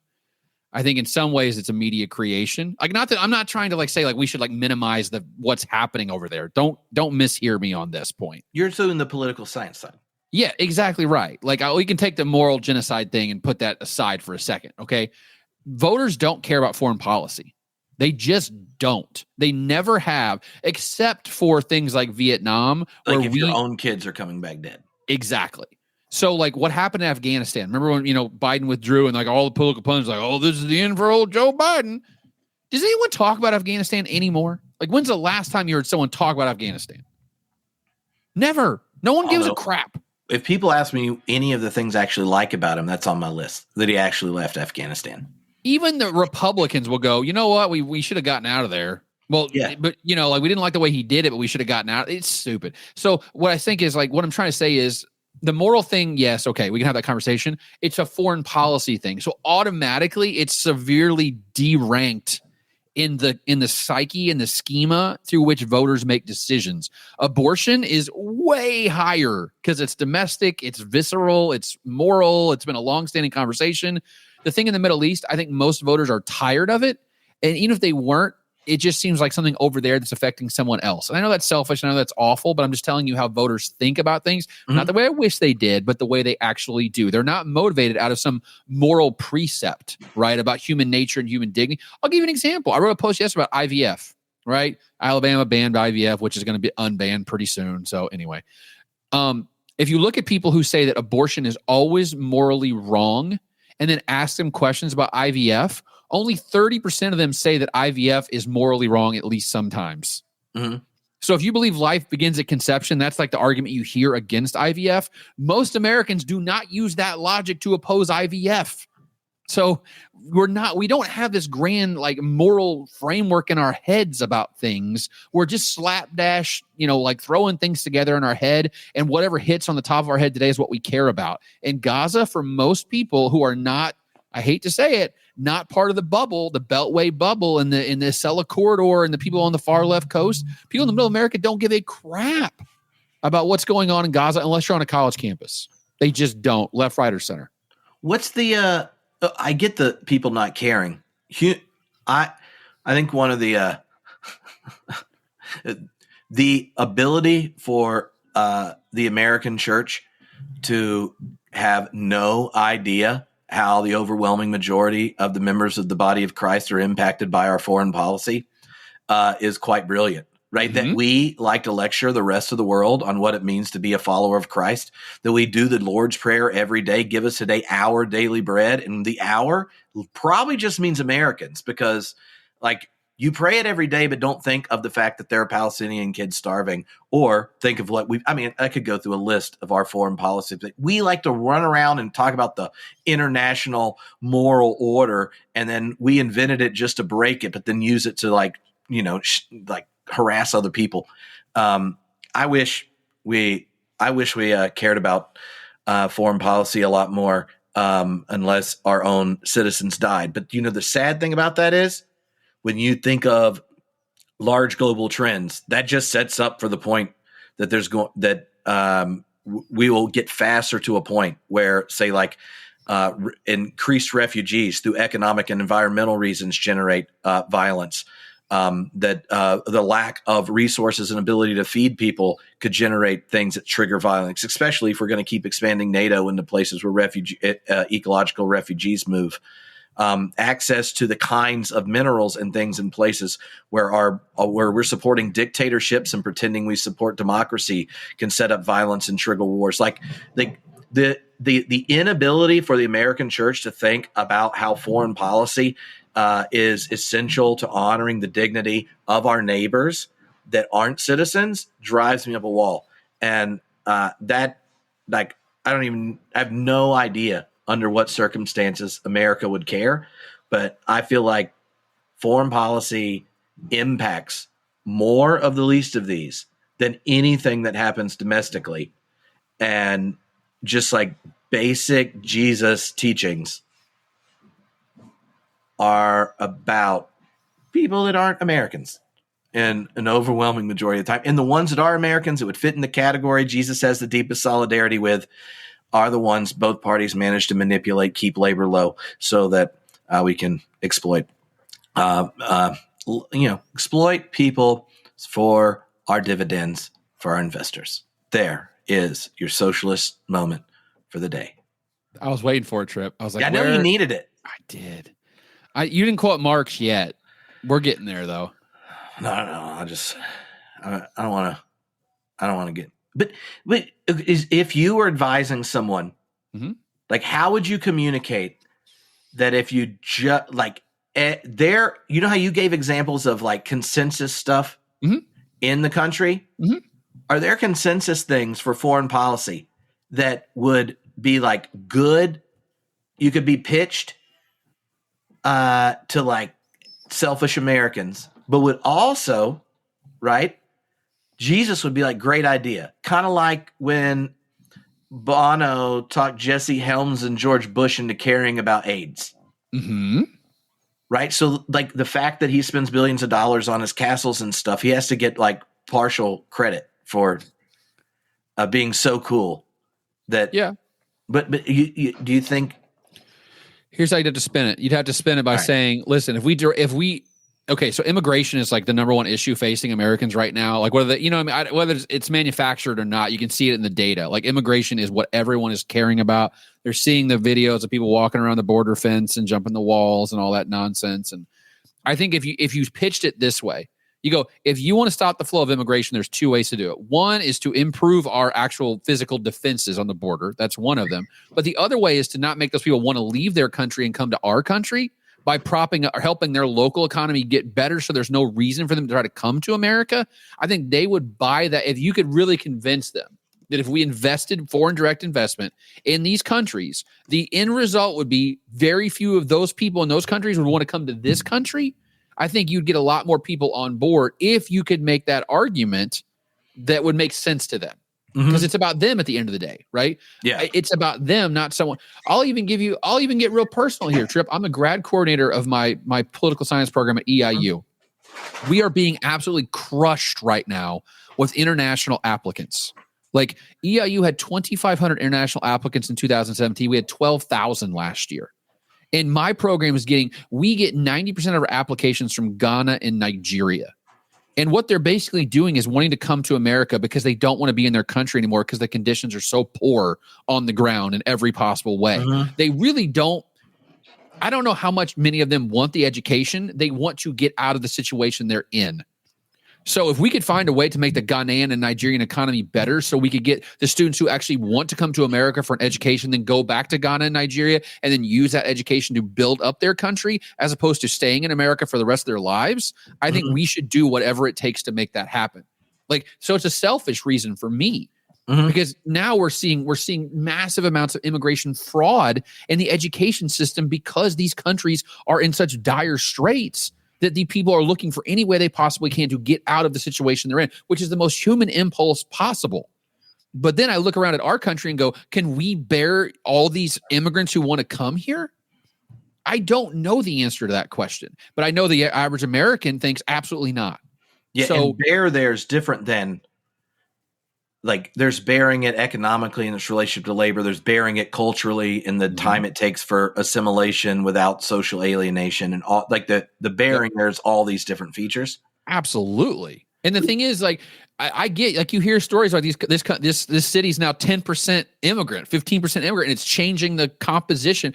Listen, do I welcome the stranger? Yes, that's what my faith teaches me to do. I want America to become more diverse, but you cannot tell me the average American goes, you go to the average American in small town America, go, we're going to increase your population by 10%, but it's going to be people from West Africa. What are they going to say? They're going to have a full-on come apart because of that, because it's going to change their culture, and they don't want that to happen. So I think all of this is, like, you've got to say, at the end of the day, helping them there actually helps us here to keep the way of life that you want. Not that that's a laudable goal, but guess what? That's what they want. So give the people what they want, and also prop up these countries that are struggling economically and lift those people out of abject poverty a little bit. So you lose, things like people dying of malnutrition and treatable disease goes down. That's how you pitch it. But we can't have that conversation right now because the immigration debate is so caustic and xenophobic and racist and all those things that if you speak out against immigration at all, you look like a racist, or if you speak out in favor of immigration, you look like a hardcore leftist. Like, there's a lot of gray area between those two poles, and we don't live there anymore.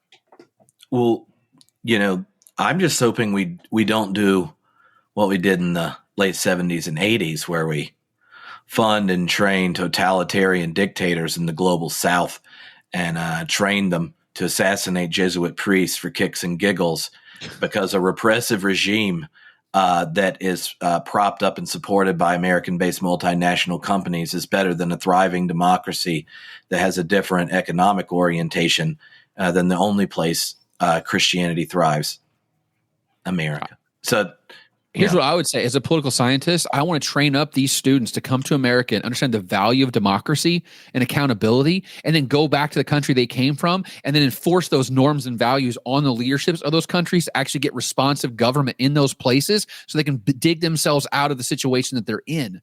But unfortunately, the students who come to America, by and large, leave my program. They want to go to get a master's degree in sociology somewhere in Canada or criminology out in California. They don't want to go back to the country in which they came from, which is kind of fundamentally not what the program was set up to do, was to, help educate them in the American style. And by the way, this is colonization. I totally understand that. But I think teaching them the value of democracy is a good thing. Send them back to the country in which they came, and then raise up those leaders to, instill those values in the public would pay dividends for literally billions of people. But that is not what the system is doing right now. And that's a problem. Yeah. I'm glad there's a few problems we didn't fix, but we got one more slide, Trip. I feel like we got one more slide about. Sorry. Yeah, it's about a paper that just published.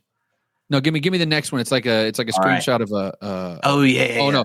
no, that's We've talked about clergy. We talked about clergy salary. It sucks. Yeah. So this is a paper that was just published, and the question was, what is about mental health with clergy? You know what the number one predictor of clergy having mental health issues was? Their political ideology being out of step with their congregation.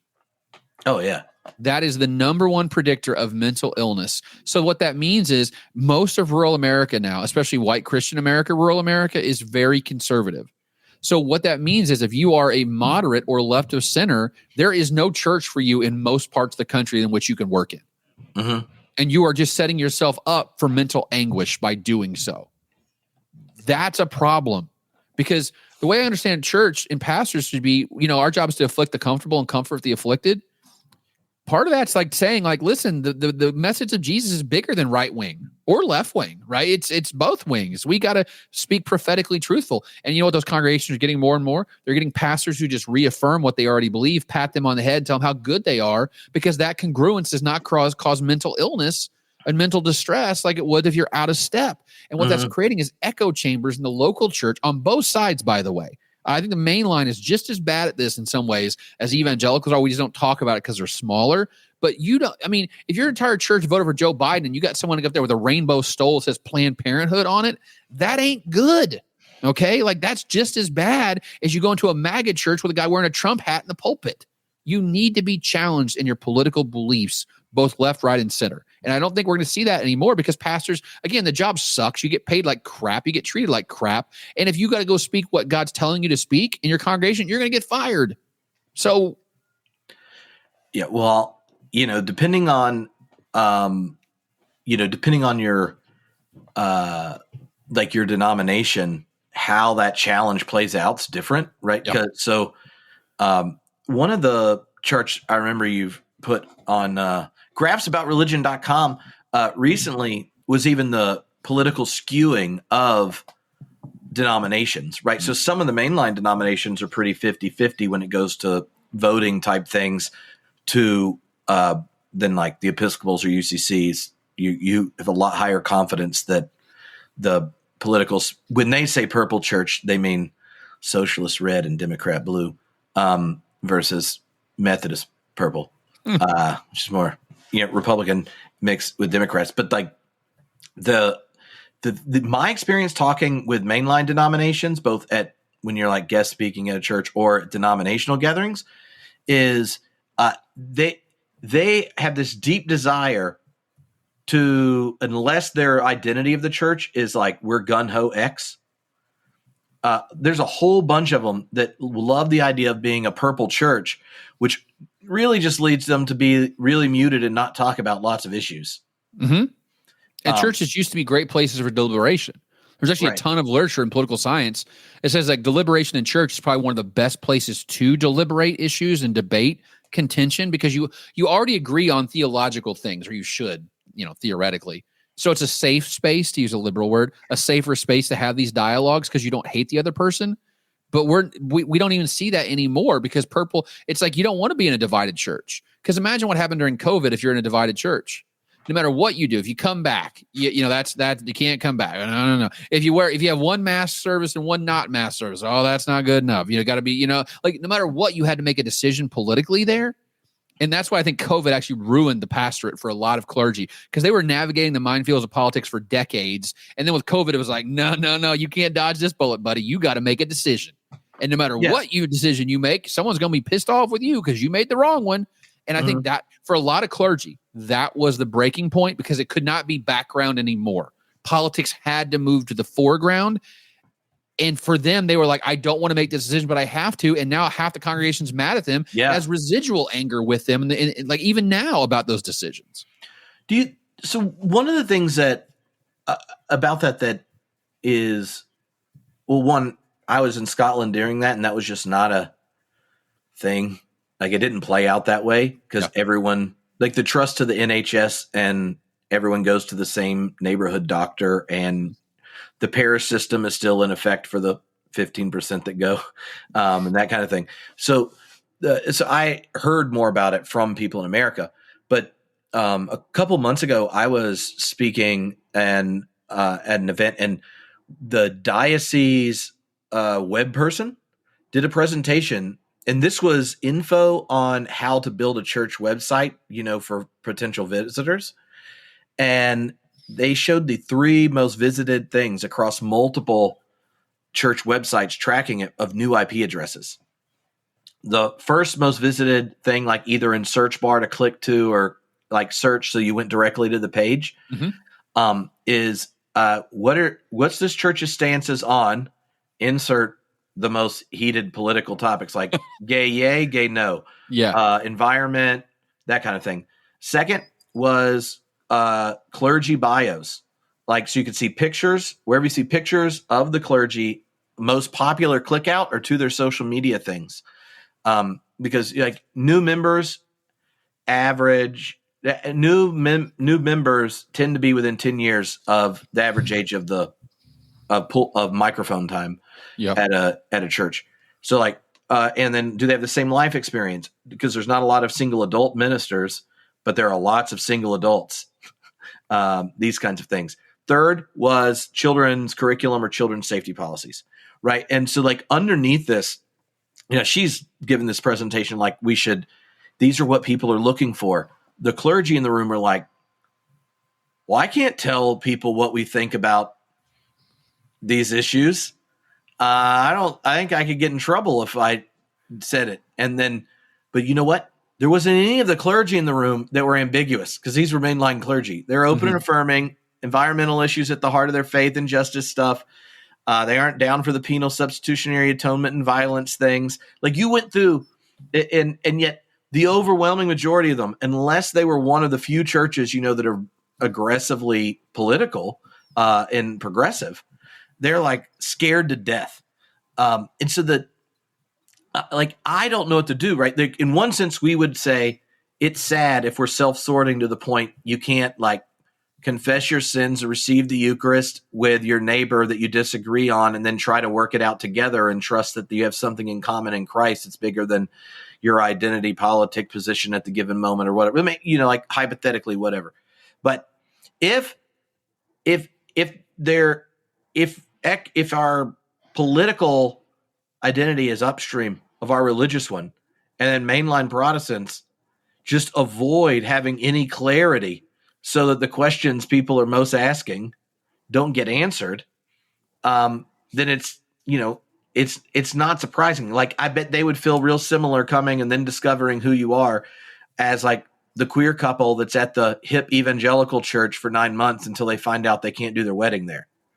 And they're like, well, you let us volunteer. We hosted a small group.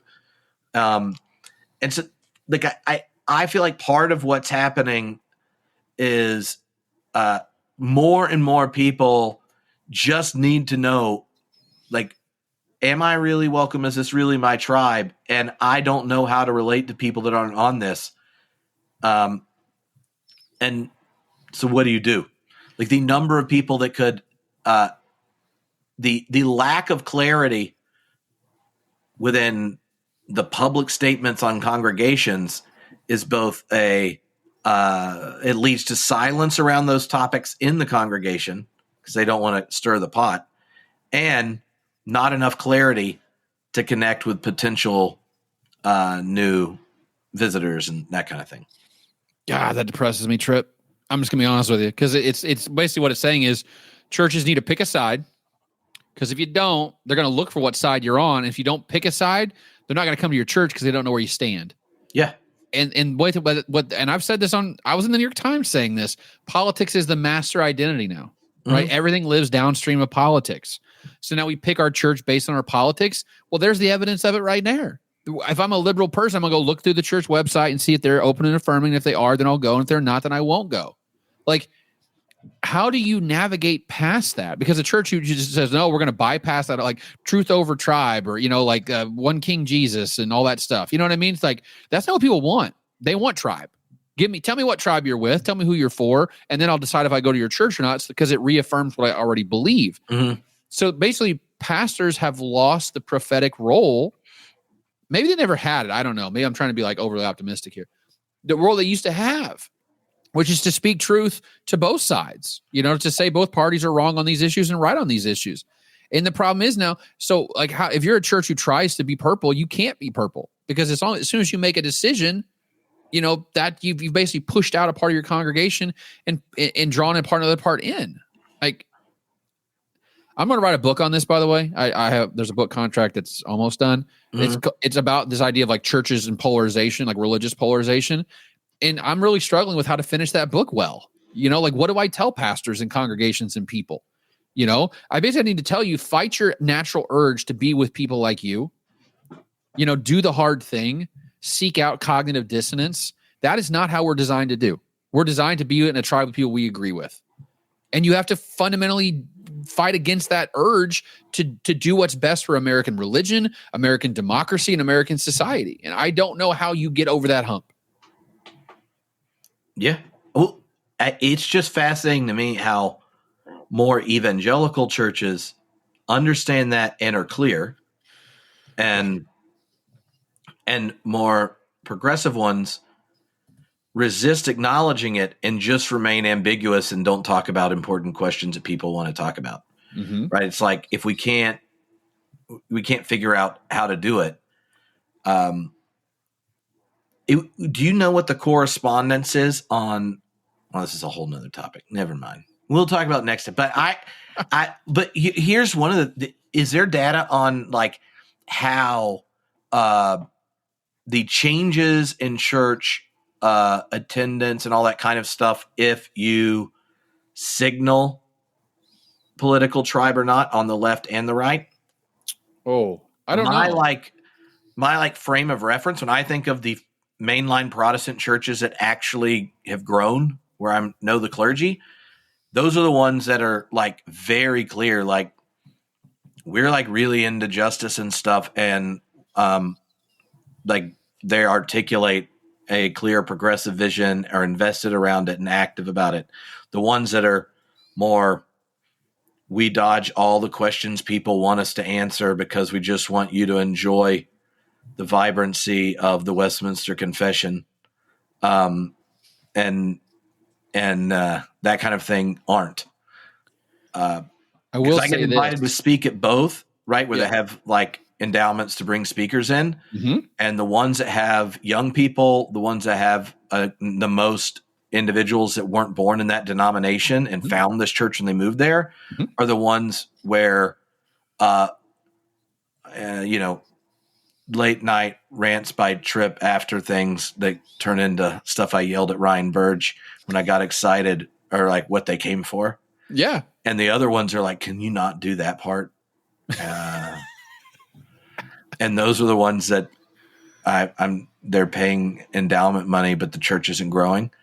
And so just in my experience, that's the case. And then when I think of my friends that are conservative clergy friends, the ones I know that are like healthy growing churches, or like the ones that are most clear about what they're playing in the culture war of sorts.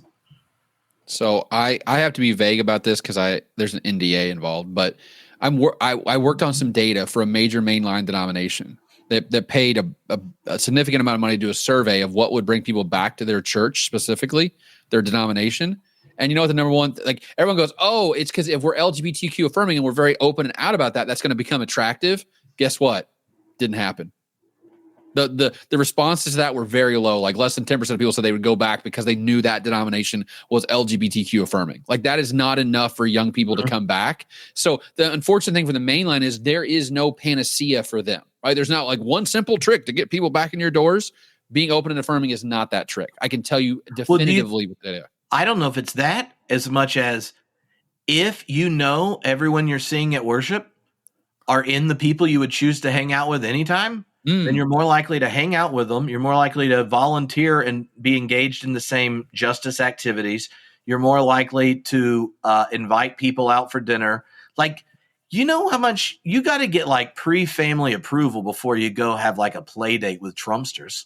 Like this, like everyone has to be on board. You got to make sure your kids don't say something that then triggers the homeschooled kids to get you in trouble and have to have awkward conversations, like that kind of stuff. But if you know there's enough shared values in the church, the other things that lead to social bonding and invitation, you have shared values for volunteering, things you give money to, cultural things you experience. Like there's a whole host of TV shows and films and things that you talk about, and they skew towards your tribe. Music you'll go see, the things your kids do for extracurricular activities.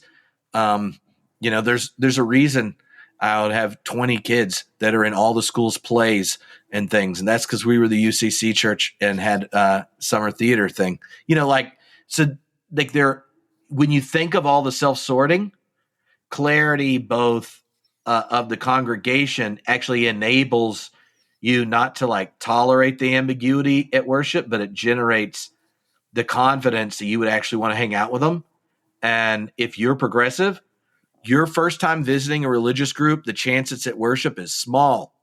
You might meet them. Like I did a new members class for years in LA. I think maybe 20% of our new members came to worship without prior connection to people in the congregation.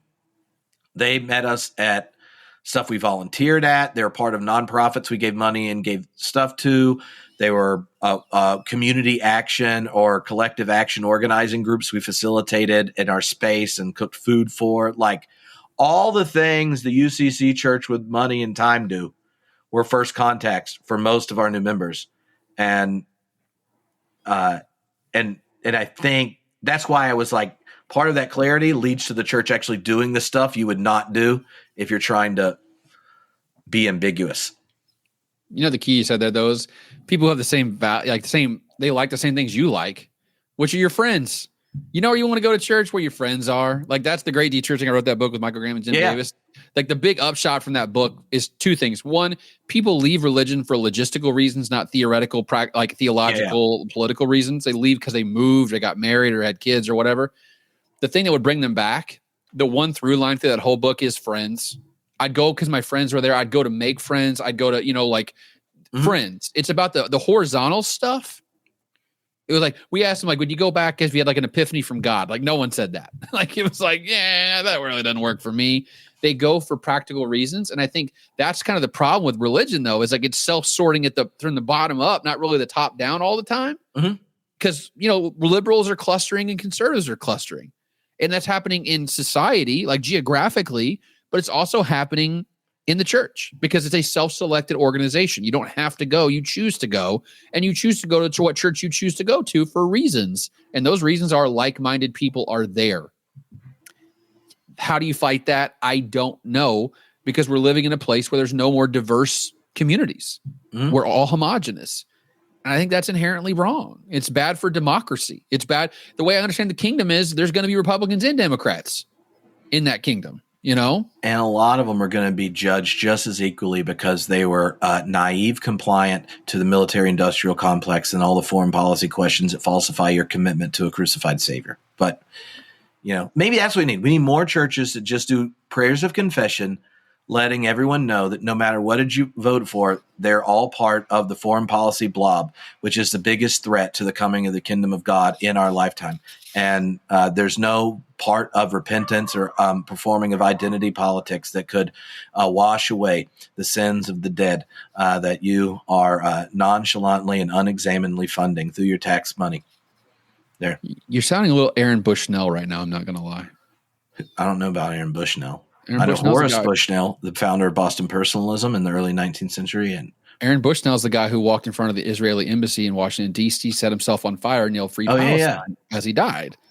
Well, I'm not going to play with fire, but the American church is playing with fire because it doesn't you see this foreign policy critique is the place where I had this email yesterday from a friend of mine that he and his family run orphanage and then like help orphans connect with women, sustainable living in Uganda. And they're about to have a war there, which both of our political parties in the blob are funding the setup for a mass war, and they're working to move large numbers of these individuals to other countries.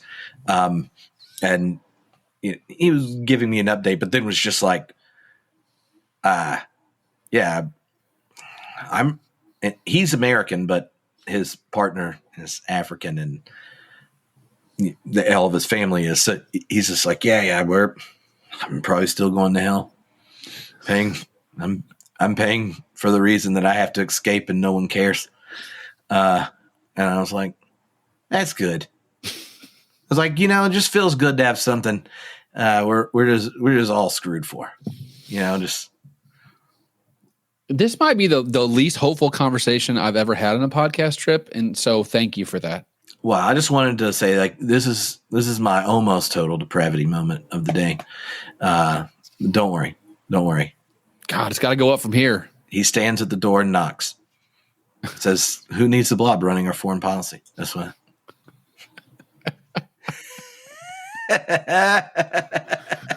God, we got to end on a light note, man. What's our light note?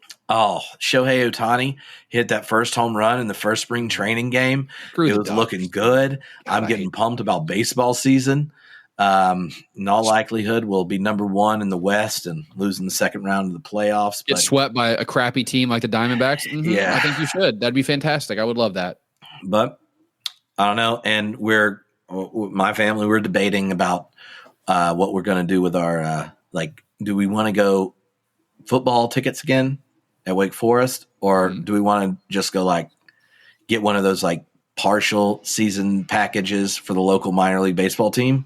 Because it's 12 minutes, Ryan. So this is, just so you know, next time you fly into my airport, 12 minutes to leave my house and to be walking in to the Greensboro Grasshopper Stadium. Love that. So in the summer, if any of the kids are just chilling and dads, we start texting, no Trump dad. So, because we self-select. Of course. I'm joking. Actually, two of them are, but they're like, you're not even a good Democrat, so you're tolerable because you complain about Biden as much as I do. But good, you can come together on this one point, right? Yeah. Good. Military industrial complex. But so, we text y'all want to go to the game? Boom. Within 20 minutes, you got a hot dog. Sitting down. Dad's getting credit for watching their children while they play and roll up and down a hill, and you watch a baseball game. I'm just like, that's exciting. That's living right there. Jesus comes back from the dead and baseball season starts. Spring. That's what I'm talking about. I listen, this is the most beautiful time of the year, the next 6 to 8 weeks. Gets warmer, days get longer, school year's almost over, my birthday comes up. It's just victory. Hey, victory to victory, buddy. Ooh, that's what I'm talking about. That is the callback the world needed. And so with that, we'll say bye now until next time. But just remember, look at that long play. Y'all didn't know that. We were like, oh, yeah, we'll talk about these things for an hour. Boom, an hour and 53 minutes later, we finally managed to reveal to you what the victory is. Done by the man, Ryan Burge, grassaboutReligion.com. grassaboutReligion.com.